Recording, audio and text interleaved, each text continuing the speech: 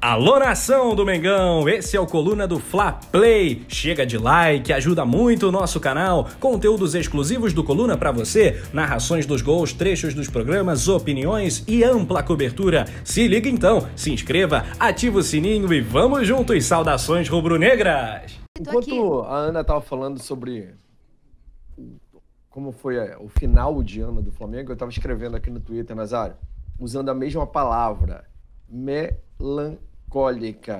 Para mim, essa foi a temporada do Flamengo. Eu não diria o final do ano do Flamengo. A temporada, né? Deu algumas esperanças e tal, mas nunca cumpriu o que prometeu. Esse é o fato. E enquanto dirigentes se preocupavam em usar máscarazinha com número de eleição, outros se candidatando a outras porcarias por aí, o futebol do Flamengo foi deixado para os apadrinhados e o resultado tá aí, né? Não adianta ter dinheiro, não adianta ter 1 bilhão nas mãos se não tem profissionalismo. Como disse o Pelaipe na entrevista aqui para a Coluna do Fla, falta profissionalismo no Flamengo. O próprio Márcio Braga falou isso na eleição, né? Ele apoiou o presidente atual do Flamengo, mas disse, tem muito dirigente amador no Flamengo. E é uma vergonha. Sério, tô com... Assim, a vontade é... Ou é chutar o balde ou não falar nada sobre esse ano do Flamengo no futebol, Nazário. O resultado do Flamengo na campanha de 2021 se resume ao seguinte. Vamos lembrar que esse é o primeiro ano em que a regra que limita demissões de técnicos do Brasileirão, né, ela foi imposta. E aí, esse foi o objetivo de não ficar aquele troca-troca tradicional do futebol brasileiro, que é uma característica. Por exemplo, em 2003, nós tivemos o recorde de trocas de técnicos, foram 40. E aí, ano após ano, esse número vinha... 2004 foram 38, 2006, 27, em 2010 nós tivemos 31, e o ano que nós tivemos um número menor foi 2018, 2007, que foram 24. Em 2020 nós tivemos 28 trocas, e agora, em 2021, nós tivemos 21 trocas de técnicos. E o que acontece?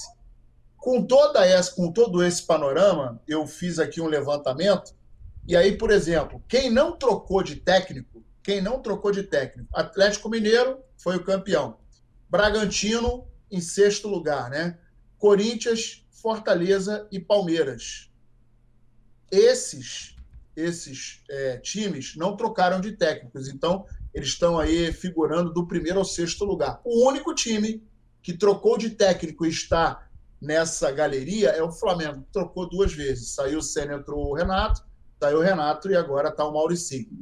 E aí, os times que trocaram de técnico uma vez: Atlético Paranaense, Ceará, Cuiabá, Fluminense, Internacional, Juventude, Santos, São Paulo e Sport. E aí eles estão figurando ali entre o meio da tabela. 9º lugar, o Sport não, o Sport foi rebaixado, São Paulo está mais para baixo. E os times que trocaram 2 vezes de técnico, e aí tem o Flamengo, mas o Flamengo está na primeira parte da tabela, né? Está dentro do G4. Mas aí a gente tem o América Mineiro, o Atlético Goianiense, que inclusive ganhou da gente, o Bahia, que foi rebaixado, a Chape, que foi rebaixada, e o Grêmio, que foi rebaixado também. Portanto, o que fica de lição, e a gente está vendo, está sentindo na pele, e o poeta muito bem lembrou no último jogo, que quando o Domi estava naquela... O pessoal estava, não, tira o Domi, não sei o que lá. E aí a gente falou, gente, tem que ter um projeto, tem que ter um início, meio e fim. Não adianta trocar técnico, porque vai chegar outro, vai começar tudo bem, ele vai começar a perder, a torcida vai pedir para sair. O que aconteceu? Senna entrou, ganhamos o Campeonato Brasileiro, passou um pouquinho mais de tempo, ele começou a não dar resultado, pediram para sair. Aí o nome da vez era o Renato. Renato entrou, goleada, não sei o quê, papapá. Teve gente que falou, Renato é seleção, fora Tite, não sei o que lá, e aí a gente acabou de ver o que aconteceu com 2021. O Flamengo, eu estava pensando ali no meio do jogo, vendo, não sei se eu posso adjetivar de jogo, mas o que eu estava vendo era um bando dentro de campo. Eu vi uma defesa perdida e uma defesa que, teoricamente, né, com a presença de Léo Pereira, Bruno Viana, era uma defesa que os mais velhos deveriam ensinar os mais novos, orientar, coisa e tal, acalmar, mas não foi isso que a gente viu. Então a gente viu um Flamengo que se deteriorou. O Flamengo vem esfarelando 2019, 2020, veio a trancos e barrancos, e o problema do título é que quando você alcança um título, você às vezes não liga para as falhas, e as falhas agora estão gritando. Tanto estão gritando que 2021 nós passamos em branco. Nem Copa do Brasil, nem Brasileiro, nem Libertadores, e o pior, eram campeonatos absolutamente factíveis para o Flamengo. E aí o Flamengo deixou escapar por entre os dedos. Fica a lição, fica um gosto amargo da desconstrução da nossa hegemonia, porque quando a gente pensa em 2019, a gente começa a vislumbrar um futuro maravilhoso. Caramba, um time que não está desmontado, um time que está todo estruturado, salário em dia, estrutura europeia, tudo certo, departamento médico e tal. Saiu aí uma peça, Pablo Mari, não, tudo bem, mas vamos repor. Contratamos 3 zagueiros. Pô, saiu o lateral Rafinha, não, veio o Isla. E aí o Flamengo se transformou num time absolutamente comum. Então, mais uma vez, como característica, mesmo com essa regra de limite de demissões de técnico, o Flamengo entrou na mesma esparrela dos times que comumente erram no Campeonato Brasileiro. E por isso a gente está vendo o Grêmio que desceu, trocou de técnico 2 vezes, a Chape trocou de técnico 2 vezes, o Bahia trocou de técnico 2 vezes. Então isso não é acaso, isso não é falta de sorte, não é 3 jogos, uma decisão, não é o que acontece, vocês não sabem, não é eu não estou poupando o time, isso é falta de profissionalismo.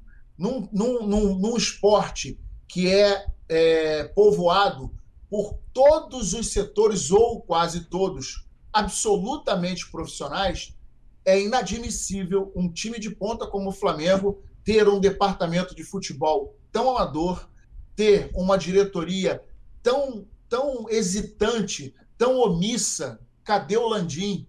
O Landim tinha que aparecer, o Landim tinha que falar. Nação, olha só, tem que fazer uma meia-culpa. Mas teve vitória hoje? Oi? O Flamengo ganhou? Ah, não, esqueci, não ganhou. Aí não ninguém aparece depois de derrota, Nazário. Quando? Isso, não tem nada disso, é verdade. Se tivesse vitória, teria até dancinha, talvez. Comemoração de número de seguidores no Instagram por parte do VP de futebol. Mas hoje foi derrota, né? Quando numa derrota apareceu um dirigente do Flamengo? Quando? Me diga. Infelizmente, a gente nunca viu isso, né? A gente não vê a diretoria dando as caras, a gente só vê biquinho, a gente vê quando você faz uma pergunta que vai na ferida, aí fica magoadinho, fala, olha, não faça isso é uma falta de respeito, coisa e tal. E tá aí, lamentavelmente, o resultado de 2021 foi... Eu não sei qual seria o adjetivo melhor, melancólico, catastrófico, pífio... Essa vitória provavelmente apareceria aquele para desespero dos nossos detratores, tal, naquela soberba, arrogância absurda. Eu queria mandar um beijo aqui, Nazário, apesar de tudo, pro Milton Moraes. Falou, o Simon tá acabado, parecendo o Ronaldo Fenômeno. Obrigado, Milton. Valeu pelo carinho. Isso se chama tá gordo, né? Acabado. A Paulo e o Túlio estão aqui com a gente também. Sério, eu falei pra produção, vamos fazer 5 minutos de pós-jogo, porque tá horrível. O que falta pro Flamengo? A gente vai falar de barca aqui, de saída de dirigente, culpado. Fala aí, Túlio. Eu acho que o que falta ao Flamengo, eu acho que é tirar as lições dessa temporada de 2021 e não à toa, né, a gente acaba terminando essa temporada também perdendo, sendo que diferente da outra, de 2020 a gente comemorou um título. Hoje não, Só né? tá esquecendo uma coisa, Túlio. Pode falar. O vice-presidente de futebol, o Marcos Braz, que estava lá dando risadinha no dia da eleição, falou que a reavaliação é constante, não espera acabar o ano. Imagina se não tivesse, né? E se há erro, ele corrige na hora. Olha, Qual a esperança? Sério, qual a esperança para 2022 ouvindo uma asneira dessa? eu acho que é aquilo que eu sempre falo, né? Papel aceita tudo e palavras o vento leva. Acho que tá na hora, no Marcos Braz, não sei se ele vai ficar, do Conselho de Futebol, o presidente Landim também. Mas o Landim garantiu ele, não garantiu? Falou, por que eu mudaria? Você está fazendo um trabalho excelente. Lembra disso também, na eleição, quando foi questionado? Cara, assim, eu acho que não é garantia, tá? E não sei nem que mesmo que se o Marcos Braz permaneça para 2022, de que ele termine o ano na vice-presidência. A gente vai aguardar, dia 16 tem a posse, deve ter algumas alterações nas vice-presidências. Vamos ver. O que eu penso sobre isso é que, cara, não adianta mais falar, tem que fazer. Até agora a gente não viu nenhuma mudança no departamento médico, preparação física, todos os profissionais continuam lá.